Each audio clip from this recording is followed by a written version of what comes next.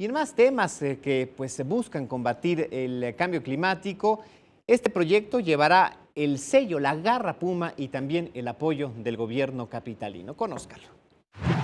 La UNAM, en colaboración con la Secretaría de Ciencia, Tecnología e Innovación de la Ciudad de México y la Delegación Tlalpan, construirán una planta de biodiesel en Ciudad Universitaria, la cual busca ser un modelo para el país.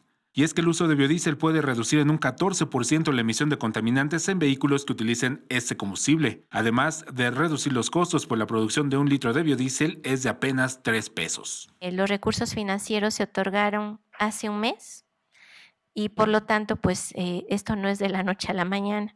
La planta estará aproximadamente a finales de este año. El biodiesel se obtiene del aceite de desecho de restaurantes, por lo que la industria de los alimentos no se verá afectada. Además, se puede regular el destino de este residuo. Este aceite, una vez que es recolectado, en el mejores de los casos es utilizado para hacer jabones.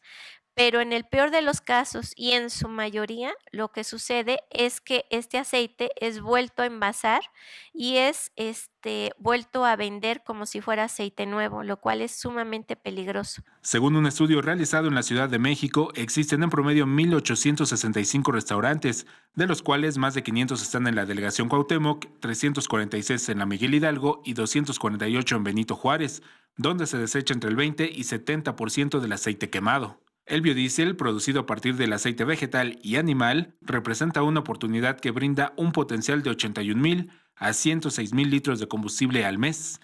Alberto Álvarez Santana, 21 Noticias.